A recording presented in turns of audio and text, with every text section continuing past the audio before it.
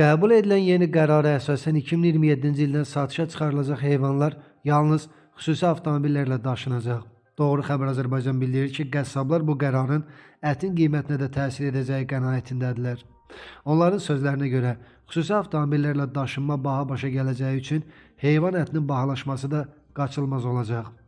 Təbii ki, ətin qiyməti qalxacaq, əlavə xərc yaranacağı üçün qiymətlərə də təsir edəcək deyə qəssablar əlavə edib. Azərbaycan Qida Təhlükəsizliyi Agentliyindən isə bildirildi ki, qərar yalnız ölkəyə idxal edilən heyvanların uyğunlaşdırılmış nəqliyyat vasitələrində daşınmasına şamildir.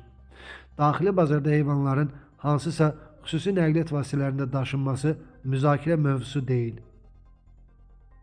Lənkəran Dövlət Universitetinin tələbəsi vəfat edib. Doğru Xəbər Azərbaycan xəbər verir ki, birinci kursu bitirən Mir Əkbər Muxtarov dünyasını dəyişib.